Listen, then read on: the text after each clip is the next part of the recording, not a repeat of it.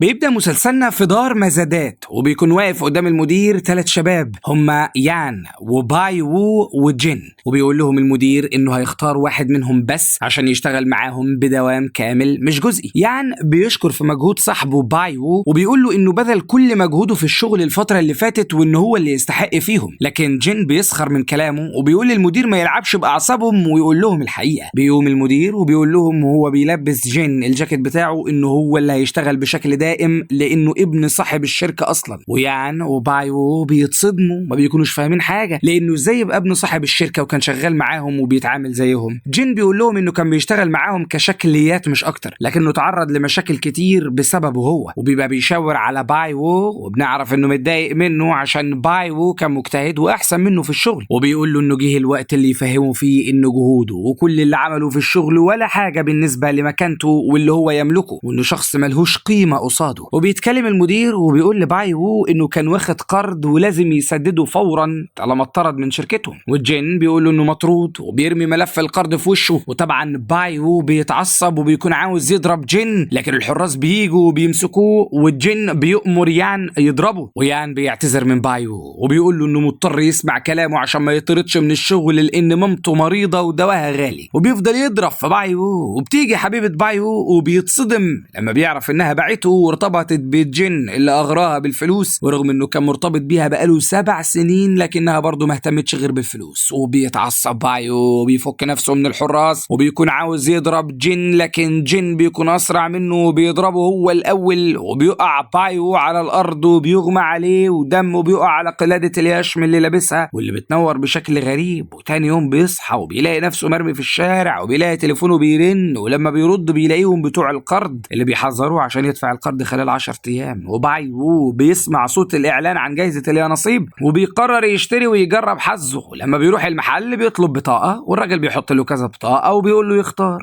وبيستغرب باي وو لما بيلاقي البطاقات فوقيها ارقام غريبة. بيبقى فاكر ان الكل شايف الارقام دي، لكن لما بيحط ايده ناحية الارقام بيعرف انها مش تبع البطاقة وان هو بس اللي شايفها، وبيختار بطاقة فوقيها رقم 100%، ولما بيخربشها بيلاقي نفسه كسب 10 يوان، وبيشتري بطاقة تانية معمول فوقيها 100% برضو وبيلاقي نفسه كسب 100 يوان، وبيجرب البطاقة التالتة وبيكسب 50 يوان، فبيقرر ياخد بطاقة معمول فوقيها 0 وفعلا بيلاقي نفسه مكسبش حاجة، وبيفهم ان 100% يعني المكسب و0 يعني البطاقة خسرانة، وانه كده بقى يشوف معدل نجاح الحاجة قبل ما يعملها او يختارها، وما بيكونش عارف سبب اللي بيحصل، وفجأة قلادة اليشم بتنور فبيفهم انها السبب. بعدها بيشتري بطاقات تانية وبيكسب برضه، صاحب المحل بيبقى مصدوم وبيحول له الفلوس اللي كسبها ويكون شاكك فيه، وعلشان كده بايو بيقرر يشتري بطاقات خسرانة عشان يبين له انه ممكن يخسر عادي، وصاحب المحل بيقول له ما يبقاش طماع ويكتفي بالفلوس اللي كسبها ويمشي، لكن طبعا بطلنا بايو مصدق اصلا انه يلاقي طريقة تخليه غني ومعاه فلوس اخيرا، وكل ده بمساعدة نظام معدل النجاح اللي بقى يملكه من خلال قلادة اليشم اللي فيها قوة غريبة، وعلشان كده بيجرب اخر بطاقة وبيكسب 10,000 يوان. الراجل بيبقى شاكك فيه وعاوز يتصل بالشرطة، وبايو بيكذب عليه وبيقول له انه عراف، وصاحب المحل بيضحك على كلامه. بعدها بيقول له انه مؤمن بالعلم وما بيصدقش الخرافات دي، وبتجيله مكالمة وبيرد عليها، وبيفهم بايو من كلام صاحب المحل انه هياخد تعويض من شركة عقارات عاوزة تشتري بيته مقابل 1,000,000. ولما بيقفل صاحب المحل بيعرفه بايو انه ممكن يقع في مشكلة مالية لو قبل بمبلغ التعويض ده وانه لازم يطلب اكتر، وصاحب المحل بيطلع له صورة الراجل اللي هيديله التعويض علشان يشوفه، وبعدها بيسأله يطلب منه كام،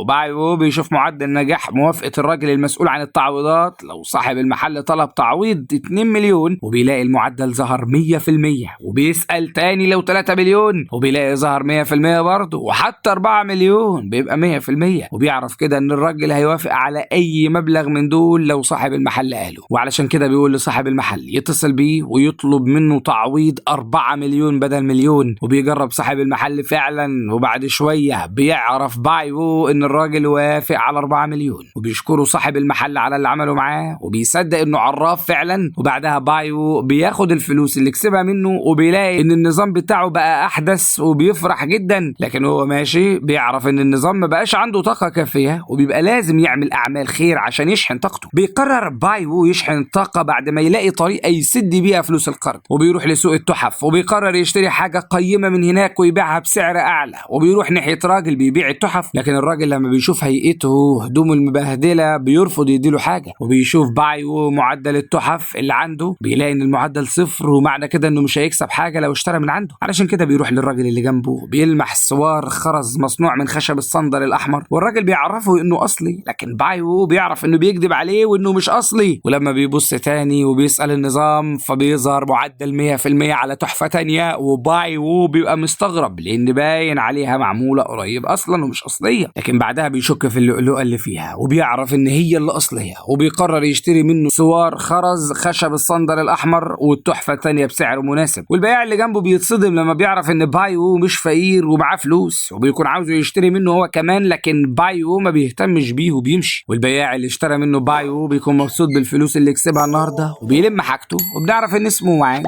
وماشي بيتصدم لما بيلاقي باي وو بيبيع التحف اللي اشتراها منه بسعر عالي جدا، رغم ان التحفة ملهاش اهمية اصلا. وبيعرف من الناس انهم بيشتروا اللؤلؤة لانها طبيعية وسعرها عالي. وانج بيتضايق وبيقول لباي وو انه نصب عليه، وباي وو بيقول له انه هو اللي نصب عليه الاول لما باع له السوار على انه اصلي، رغم انه مزيف، وهو دافع له ثمن الحاجة وخلاص بقت ملكه. وبيعرض راجل على باي وو 150,000 عشان اللؤلؤة، لكن فجأة بتقول بنت بصوت عالي إنها تشتريها ب200,000، والكل بيبص عليها وبيلاقوها بنت جميلة جدا. وبيقول لها باي وو إن الراجل اتفق معاه قبلها، وبيلف للراجل وبيقول له لو هيشتري خلاص. فالراجل العجوز بيقول له إنه شاب صادق وكويس، لكن البنت عرضت سعر أعلى وخلاص مش هيشتريه. وبيمشي الراجل العجوز، وباي وو بيتكلم مع البنت وبيقول لها لو لسه عاوزة تشتريه هو موافق على 150,000، لكن البنت بتبعت له 300,000 زي ما قالت. ووانج بيكون مصدوم من المبلغ،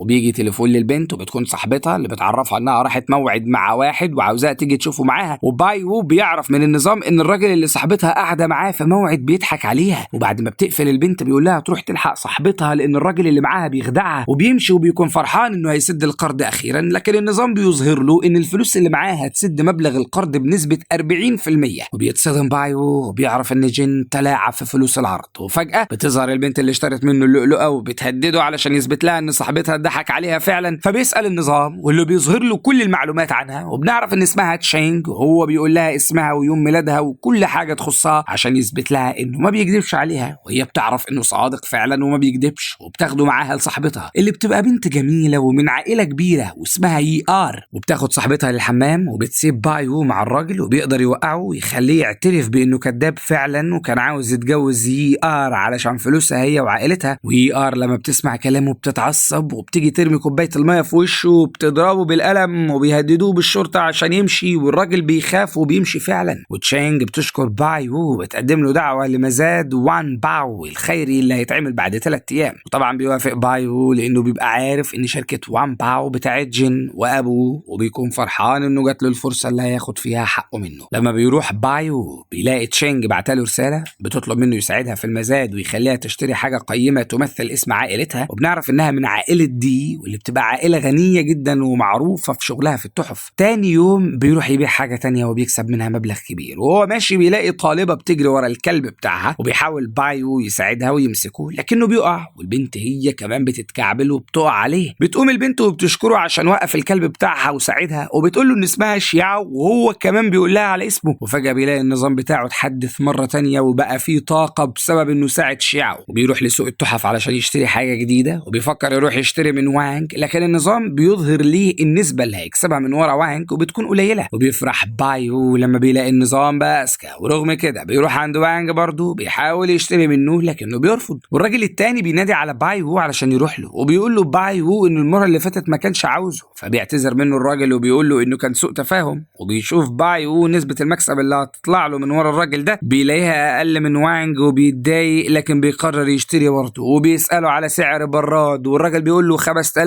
لكن النظام بيظهر لبايو ان نسبه الحصول على صفقه النهارده هتبقى 0، وبايو ما بيكونش فاهم حاجه وبيتفق مع الراجل على 3000 والراجل بيوافق، لكن حد بيجي وبيقول انه هيشتري ب 5000. بايو بيبص وبيلاقيه جن، وهنا بيفهم ليه النظام قال له كده، لان اكيد جن هيفضل يضايقه ويمنعه يشتري حاجه. فعلا جن بيعطله وبيشتري اي حاجه بايو يسال عليها، وكمان بيحذر كل البياعين علشان ما يشتروش حاجه منه. والشيعة بتكون موجوده بتروح عند بايو وبتساله عن اللي بيحصل، وبايو بيقول لها على حاجه بصوت واطي عشان ما حدش يسمع. بعدها الشيعة وبتودعه وبتمشي وبتسيبه. بنشوف بايو بيروح يشتري كل حاجه من باقي البياعين، لكن جن بيقطعه مره تانية وبيشتري الحاجه بضعف الثمن، والجن بيكون فرحان باللي بيعمله لانه فاكر ان هو كده انتصر على بايو. فجاه ملامح وشه بتتغير لما بيشوف بايو بيقرب من البياعين وبياخد نسبته منهم، وبنعرف ان بايو خلى الشيعة وتروح تتفق مع البياعين عشان يوقعوا جن ويخلوه يشتري حاجتهم. وبيتعصب جن علشان بايو انتصر عليه وبيمشي، لكن من جواه بيقرر يزود فلوس القرض ويخليه ما يقدرش يدفع المبلغ خالص. تاني يوم لما بيكون بايو ماشي في حاله بيلاقي يي ار بتوقفه وبتبوسه من خده، وبنعرف انها عملت كده علشان تفهم الراجل اللي عاوز يرتبط بيها انها مرتبطه وبتحب حد عشان تخليه يبعد عنها. لكن شياو بتشوفهم وبتبعدها عنه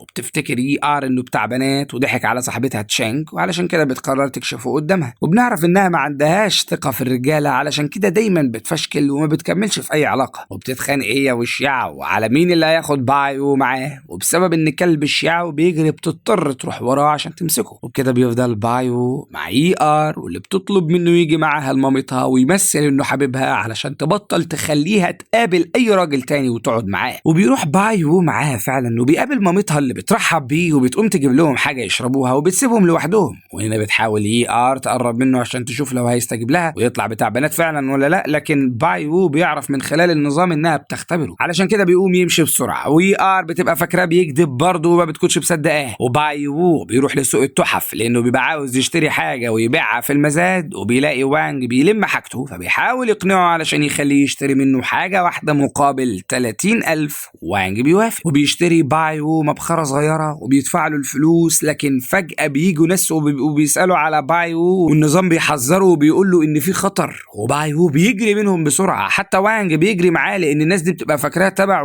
وبيكونوا عاوزين يمسكوه هو كمان، وبيفضل بايو ووانج يجروا منهم. وبنعرف ان الجن هو اللي باعت الرجاله دي، والوقت بيعدي لدرجه ان الدنيا بتليل وهم لسه بيهربوا برضه. وانج بياخد بايو للمنطقه بتاعته، بيبقى فاضل لهم حاجه بسيطه ويوصلوا، وبكده هيكونوا في امان. ومن سوء حظهم ان قبل ما يوصلوا بيظهروا الرجاله مره تانية وبيفضلوا يضربوا فيهم هما الاثنين. وبايو بيحاول يلاقي اي خدعه علشان يبعدهم عنه، وبيعرف من النظام ان وانج هو الحل، فبيقرر يكذب عليه وبيقول له ان المبخره اللي اشتراها منه في حد هيشتريها ب6 مليون وهيقسم معاه الفلوس. وانج لما بيسمع كلامه بيفوق فعلا وبيستجمع قوته بيقدر يتغلب عليهم كلهم. بعدها بيعرف وانج ان بايو كان بيكذب عليه وبيتصدم، وبايو بيقول له ان المبخره تجيب 600,000 وانه لما هيبيعها هيديله نص الفلوس، فبيرتاح وانج وبيوافق. وبعد كده بيروح بايو لبيته بيلاقي الشركه اللي واخد منها القرض بيهددوه بالموت. النظام بيعرفه انه فرصه انه يسد القرض بالفلوس اللي معاه قلت، وبيفهم ان الجن لعب في مبلغ القرض مره تانية وبيكون محتاج يمشي من بيته لان المكان خطير. وبيتصل على الشيعة وعشان تشوف له مكان تاني يقعد فيه، فبتعرض عليه يجي يقعد في بيتها لانها كده كده هتروح لجدها والبيت هيبقى فاضي. هو بيوافق وبيروح لها فعلا وبيحموا الكلب بتاعها سوا. ولما بيخلصوا الشيعة وبتنشف شعرها عشان تمشي، وبيعرف بايو منها ان جدها يبقى تشين افضل خبير في صناعة التحف وفي تقييم الكنوز. بعدها بتودعه وبتمشي وبتسيب كلبها معاه. وتاني يوم بيبقى ميعاد المزاد وبيروح بايو، لكن المدير ما بيرضاش يدخله وبيهتمش بالدعوة اللي معاه برضه. وبيجي الجن هو كمان وبيفضل يتريق عليه وبيخلي الحراس يجوا عشان ياخدوه. وبتوصل تشانج وبتزعق لهم علشان بيعملوا في ضيفها كده، والجن بيمثل وبيضرب المدير علشان يبين ان المدير هو اللي غلط وعمل كده في بايو لانه مش عاوز يزعل تشانج منه لانه عينه عليها وعلى فلوس عائلتها. والمدير بيعتذر من بايو. بعدها بايو بيسأله لو دلوقتي ينفع يدخل، فبيقول له يتفضل. وقبل ما يدخل بايو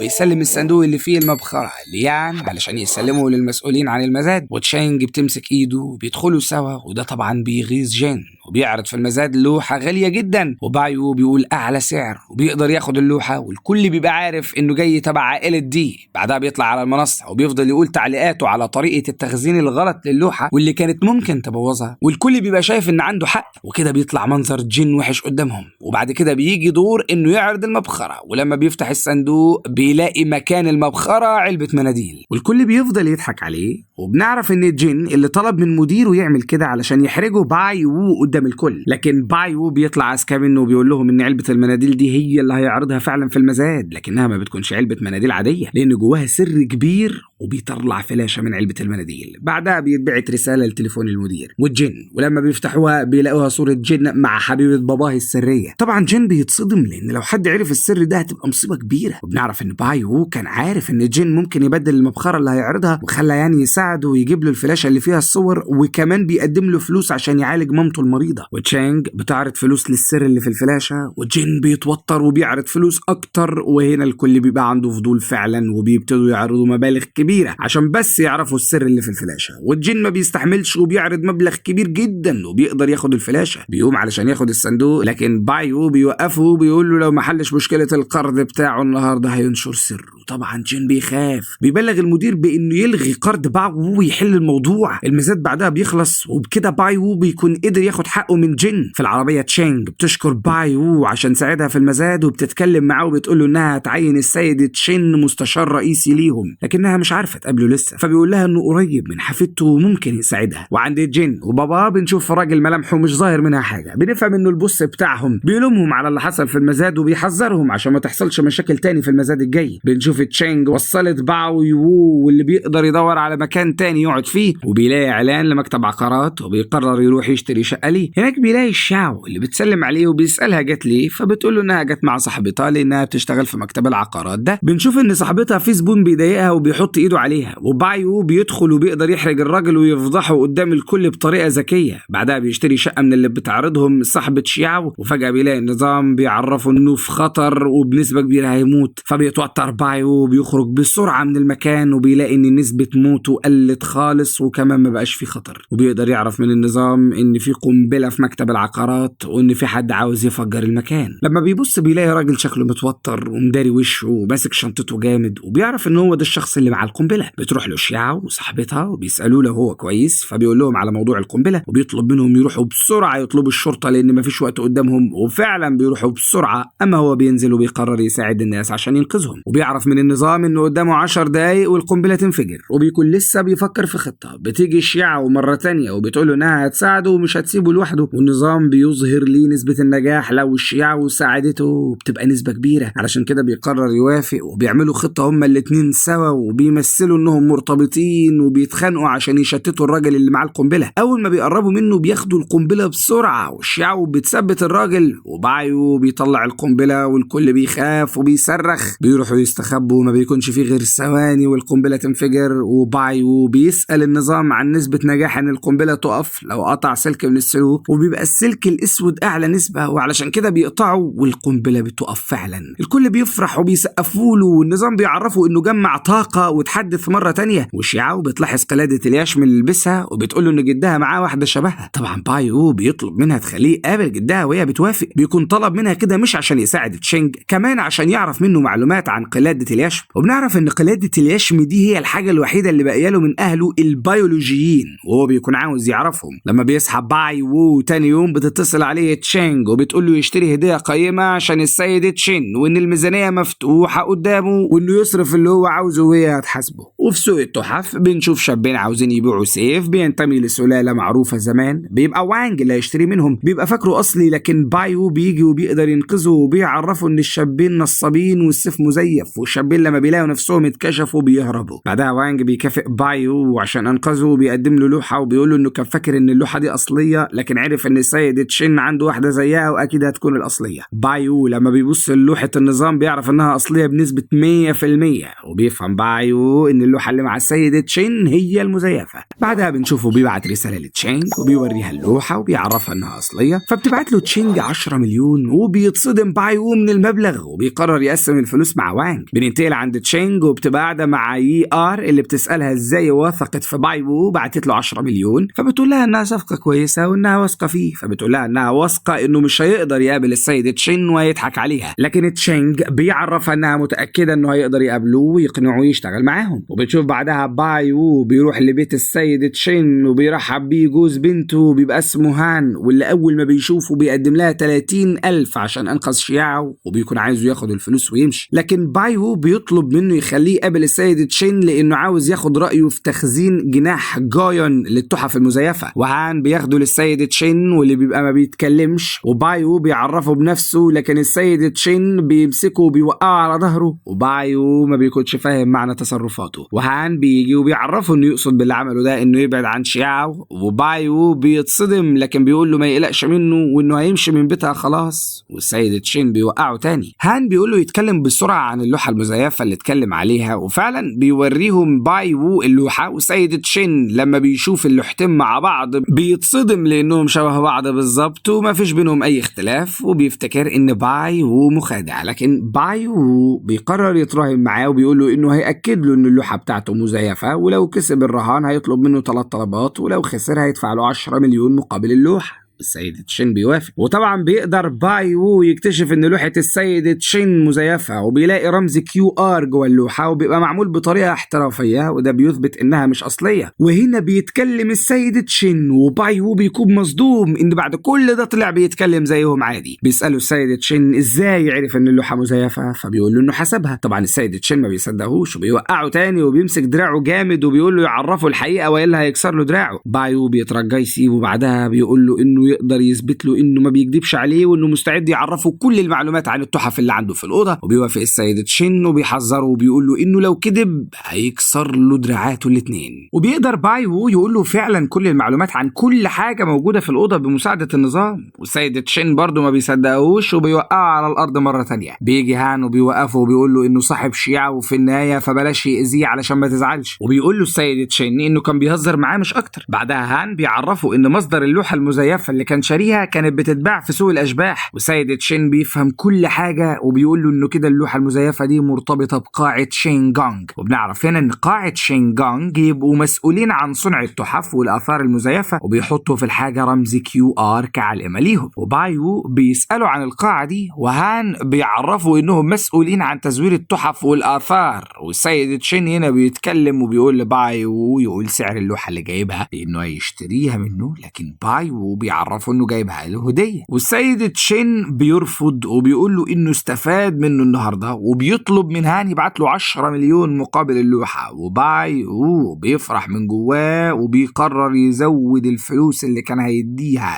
لوانج لانه هو السبب في النهايه. بعدها بيقول للسيد تشين انه هو اللي فاز بالرهان ولازم ينفذ له ال3 طلبات، والسيد تشين بيقول له انه عاوز مساعدته في حاجه كمان، ولو عملها هينفذ له ال3 طلبات. وبيوافق باي وو وبياخدوا المكان، وبيبقى فيه بزهرية أثرية سعرها مليار وشوية، وبيقول له إنه عاوز يشتريها، ولما فحصها لقى كل حاجة تمام، لكن من جواه بيبقى حاسس إن في حاجة غلط، وعلشان كده عاوزه يحسب له بمهاراته لو هي مزيفة ولا أصلية. وبيبص باي وو للمزهرية، والنظام بيعرفه إنها مزيفة بنسبة 100%، وإنه لو كسرها يلاقي الدليل بنسبة 100% برضه. طبعا موضوع كسر المزهرية بيكون صعب وباي وو ما بيكونش عارف يعمل إيه، لكن بيعرفهم اللي وصل له، وهان بيقول إنها أثرية وما ينفعش يكسروها من غير ما يبقوا متأكدين لأنها بتساوي مليارات. والسيد تشين بيقرر يتصلوا بصاحب المزهرية ويستأذنوه الأول، لكن بعد شوية بيجي صاحب المزهرية وبيعرفوا باي وو إنها مزيفة علشان يلاقوا دليل لازم يكسروها، وطبعا الراجل بينكر وبيكذب باي وو بيقلل منه، وباي وو بيقرر يكسرها علشان يثبت لهم، خصوصا بعد ما بيشك في صاحب المزهرية دي، وبيكسرها فعلا والراجل بيتعصب. والسيد تشين بيقول له إنه لو ملقاش الدليل هيعوضه، ولو لقاه هيكون لي كلام تاني معاه. وبيوافق الراجل، وبيفضل باي وو يدور ويكسر فيها وما بيلاقيش حاجة وبيكون مصدوم، فبيدور مرة تانية وفجأة بيلاقي ورقة صغيرة فيها رمز QR، وبيتأكدوا هنا ان المزهرية مزيفة، والراجل بيتوتر وهان بياخده عشان يتكلم معاه ويعرف منه الحقيقة. اما السيد تشين بيفرح انه ما دفعش مبلغ كبير على الفاضي، وبيسأل باي وو ازاي يعرف مكان الدليل، وباي وو بيقول له انه حسبها. فبيجي بيجري ورا السيد تشين لانه بيكون لسه مصر على رأيه. وبعد شوية بيقعدوا مع بعض وبيسألوا السيد تشين عن الطلبات اللي عاوزها منه، وباي وو بيرجع له 30,000 وبيقول له ان ده اول طلب وانه مش عاوزهم، وان هو وشياو مجرد صحاب بس وخلاص هيمشي من عندها. وتاني طلب انه يبقى مستشار رئيسي لشركة دي، والسيد تشين بيوافق. وبعدها باي وو بيوري له قلادة اليشم وبيعرفه انها اخر حاجة اتبقت من اهله، وانه عاوز يعرف هم مين ويوصل لهم، وان شياو قالت له انه معاه واحد زيها. بيبان على السيد تشين انه يعرف حاجة عن القلادة دي فعلا، وبيقول له انه لو عاوز يعرف يبقى ينفذ له حاجة الاول وبعدها يقول له كل حاجة. وباي وو بيوافق. وعند الجن وبابا بيكونوا عرفوا باللي حصل للمزهرية، وبيقول لهم الراجل ان واحد اسمه باي وو هو اللي كشفه. والد جن بيقول لابنه ان لو باي وو عمل لهم مشاكل تاني يخلص عليه قبل ما البص يلومهم مرة تانية. وطبعا جن بيفرح لانه كده بيبقى عاوز يخلص منه. بنشوف بعدها باي وو بينتقل لشقته الجديدة، بتكون جميلة جدا وبيكون فرحان انه اخيرا الحياة بقت بتضحك له وبقى يقدر يحقق احلامه. لكن فجأة بيجي له اتصال من حد من شركة القروض، وبيسمع صوت وانج وهو بيصرخ وبيقول له الراجل ان صاحبه معاهم وانه يجي عشان يتكلموا سوا. وبيستغرب باي وو ما بيكونش عارف ايه علاقة وانج بيهم، وبيسأل النظام لو الموضوع ليه علاقة بيه، والنظام بيقول له انه ليه علاقة بنسبة 88%. فبيسأله لو الموضوع آمن وما فيهوش خطر، النظام بيقول له انه آمن بنسبة 61%. وبيقرر باي وو يروح حتى لو الموضوع خطير علشان ينقذ صاحبه، وبيوصل للمكان اللي هم فيه. وبنشوف حد مقنع بيستغل انه دخل المكان وساب عربيته وبيروح لها وبيحاول يفتحها. اما باي وو بيوصل لوانج والرجالة اللي واخداه، وبيعرف انهم خطفوه علشان موضوع السيف، وان النصاب اللي هو كشفه وبيبيع لوانج سيف مزيف تبعهم اصلا. وبيسألهم باي وو عايزين ايه عشان يسيبوهم، فبيقول له الزعيم بتاعهم انهم عاوزين 10 مليون، وبيديهم باي وو بطاقة فيها 10 مليون ولسه يمشي هو ووانج. بيوقفوهم تاني وبيكون الزعيم عايز يتراهن معاه على لعبة يلعبوها، ولو كسب هيمشوا ولو خسر هيقطع ايده هو ووانج. بيقعد باي وو يلعب، وطبعا النظام بيساعده وبيكسب الزعيم، والزعيم بيتضايق وبيقول عليه انه غشاش وبيخلي رجالته يمسكوهم علشان يقطعوا ايديهم. وفجأة بتدخل تشانج والزعيم بيبقى عارفها لانه عاوز يتعاون مع شركتها وياخد منهم فلوس عشان شركة القروض بتاعته. وبيسيب باي وو ووانج وبيقول لها انه مش هيقرب منهم تاني. وقبل ما يمشي باي وو بياخد البطاقة اللي فيها الفلوس وانج وبيشكرها هي وباي وو عشان ينقذوا حياته. باي وو بيسلموا البطاقة اللي فيها 10 مليون وبيعرفوا انها بقت بتاعته لان اللوحة اللي خدها منه طلعت اصلية، والسيد تشين اشتراها ودفع له 10 مليون. طبعا وانج بيتصدم وبيحس انه نحس، لكن بينسى بسرعة بسبب ال10 مليون. بعدها باي وو بيسأل تشينج عن التعاون اللي بينها وبين شركة القروض دي، وبتقول له انه مش تعاون قوي وانهم بياخدوا منها فلوس عشان يشتغلوا بيها وبيرجعوها مع فايدة كويسة، وكمان لما بتحتاج منهم اي معلومات بيساعدوها. وباي وو بيتضايق وبيقول لها انهم بياخدوا الفلوس دي منها عشان يأذوا الناس بيها، وهي بتقول له ان ملهاش دعوة، وان حتى لو ما اديتهمش اي فلوس هياخدوا من غيرها ومش هيبطلوا اللي بيعملوه. وباي وو بيبقى شايف كلامها مش منطقي وما بيكونش عاجبه، وبيتخانقوا سوا وكل واحد بيركب عربيته وبيمشي. وفي الطريق بتظهر عربية قدام باي وو وهو بيحاول يتفاداها، لكن بيلاقي الفرامل مش شغالة والنظام بيقول له يتفادى العربية ويتجه الناحية التانية، وفعلا باي وو بيعمل كده والعربية بتتقلب بيه. وبنعرف ان الراجل اللي حاول يفتح العربية هو اللي شله الفرامل، وبيكون كمان متفق مع العربية النقل عشان يخبطوه. العربية بيبقى شكلها متدمر والكل بيتلم حواليها وبيقولوا انه مستحيل الشخص اللي جواها يكون حي، لكن طبعا باي وو بيخرج لهم عادي من العربية وبيبقى عنده إصابات بسيطة، والنظام بيشغل خاصية الحماية الطارئة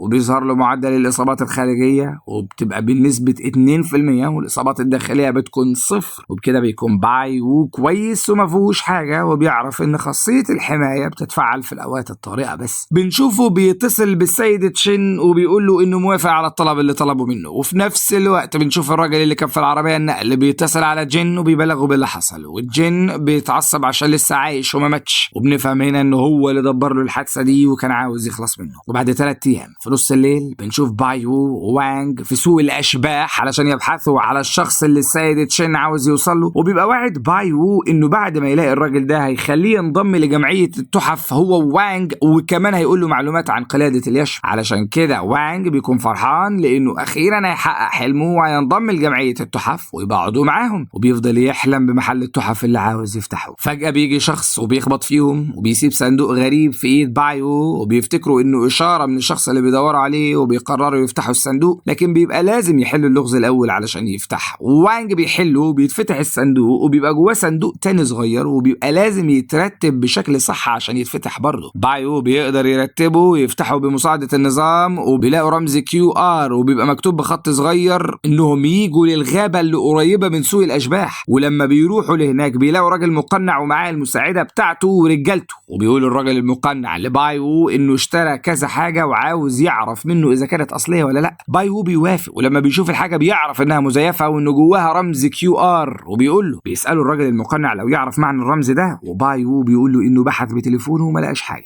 الراجل المقنع بيقول له يجرب يعمل الورقة بنفس الطريقة اللي رتب الصندوق وفتحه بيها. بيعملها بايو فعلا وبيظهر اسم تشينجونج. بيقول له الراجل المقنع انه صاحب قاعة تشينجونج اللي بيدور عليه، وانه قدامه فرصة لا اما يكون معاه ويساعده في تزوير التحف او يموت. بايو ووانج بيقرروا يموتوا وما يساعدوش الراجل ده وعصابته في اي حاجة، وبتبقى مساعدة الراجل المقنع هتخلص عليهم. لكن بيكتشفوا بعدها ان ده كان اختبار من السيد تشين والسيد صن مدير الجمعية. بيكون السيد صن هو اللي حب يختبرهم قبل ما يخليهم ينضموا بسبب التحف المزورة اللي بقت منتشرة الفترة دي، وبيقول لهم انهم خلاص انضموا معاهم، وتاني يوم هيعمل لهم اجراءات انضمامهم للجمعية، لكن هيبقى بشكل سري ومش هينفع يعرفوا حد. ورغم ان وانج بيكون طاير من الفرحة بسبب انه اتقبل في جمعية التحف اخيرا، لكن بيزعل لما بيعرف ان انضمامه هيكون بشكل سري ومش هيقدر يعرف حد. السيد تشين بياخد بايو على جنب وبيقول له ان دلوقتي هيعرفه المعلومات اللي يعرفها بخصوص قلادة اليشب، واللي بيبقى فيه منها قطعتين. بيكون اليشب ده مصنوع من النيازك وبيبقى فيه قوة غامضة، وان القلادة دي كانت ملك لواحد من تلاميذه، وان قبل 20 سنة كان تلميذه ده بيشتغل في معهد الابحاث وبعت له بريد الكتروني سري. بيطلع له البريد وبيوريه له، بيكمل كلامه وبيقول له انه بعد كده حصل انفجار في المعهد والكل مات، وان الحاجة اللي متأكد منها اكيد ان موت اهله مرتبط بقاعة شينجونج. وبيفهم بايو انه لازم يبحث اكتر في الموضوع وبالاخص عن قاعة شينجونج. بعدها بيروح يحتفل هو وانج وشياو عشان انضمامهم للجمعية، وبتيجي تشينج وBR وبيتعرفوا كلهم على بعض، وتشينج بتتصالح هي وبايو وبيبقى واضح ان الاتنين معجبين ببعض.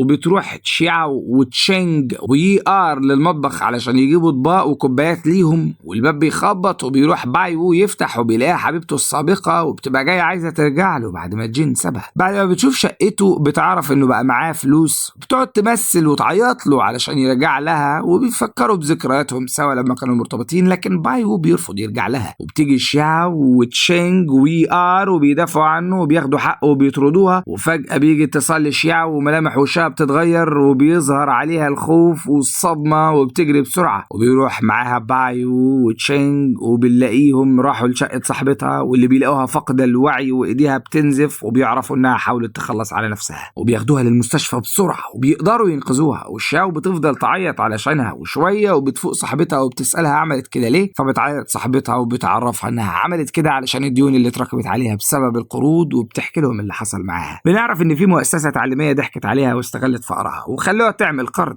وان اهلها هم كمان بيبقوا عاوزين منها فلوس عشان جواز اخوها، علشان كده بتبقى معتمدة على فلوس القرض ده عشان تكمل تعليمها وتبعت فلوس لاهلها. ولما اتصلت بشركة القروض عرفت انهم حولوا الفلوس للمؤسسة التعليمية من غير ما يعرفوها حتى. ولما بتروح للمؤسسة دي بتلاقي المكان فاضي وبتكتشف انهم خدعوها، وحتى مرتبها ما قضاش تدفع القرض، وقررت تيجي على نفسها وتوفر حاجات كتير عشان تدفع، لكنها لما بتتصل بيهم بتتصدم لما بتعرف انهم زودوا الفايدة بتاعة القرض. ما بتكونش عارفة تعمل ايه، وموظفة القرض بتقترح عليها انها تاخد قروض من التطبيقات اللي على النت وتنصب عليهم وما تدفعش، لان كده كده مش هيعرفوا يوصلوا لها. وهي بتعمل كده فعلا، وبتفضل تعمل قروض من التطبيقات علشان تدفع القرض الاساسي، وبعدها بتحذف التطبيقات دي، وكانت فاكره هتقدر تهرب منهم، لكن بيقدروا يوصلوا لها وبينزلوا صورتها على النت وبيطالبوها تدفع الفلوس اللي خدتها والا هيخلصوا عليها. حتى القرض الاساسي ما بيكونوش عاوزين يصبروا عليها وبيبقوا زودوا الفلوس اكتر، وبعد فتره بتكتشف انهم نشروا صورتها بطريقه مش كويسه، وبيبقوا كاتبين انها فتاه ليل. اهلها بيعرفوا وبيتبروا منها، وللاسف بتتفضح في شغلها، وعلشان كده ما بتلاقيش حل غير انها تخلص على نفسها وتخلص من الحياه اللي هي عايشاها. وانج وبايو لما بيسمعوا قصتها بيتضايقوا جدا، وهنا بايو بيحس ان الراجل اللي خطف وانج قبل كده وكان عاوز يتعاون مع تشينج ليه علاقه باللي حصل للبنت وبعمليات النصب اللي بتحصل، والنظام بيقول له ان فعلا ليه علاقه بعمليات النصب اللي حصلت بنسبه 67%. فبيسال النظام لو الراجل ده وعصابته ليهم يد في تمويل قاعه الشينجونج، فالنظام بيظهر له ان ليهم يد بنسبه 48%. هنا بيقرر بايو ووانج انهم يتحدوا ويدوروا على ادله تدينهم، وبتسمعهم تشينج وبتقرر تساعدهم هي كمان، وبيتحدوا هم الثلاثه وبيكونوا فريق فريق اسمه مكافحة الاحتيال. هنا بيخلص مسلسلنا النهاردة، يا رب يكون عجبكم. سلام.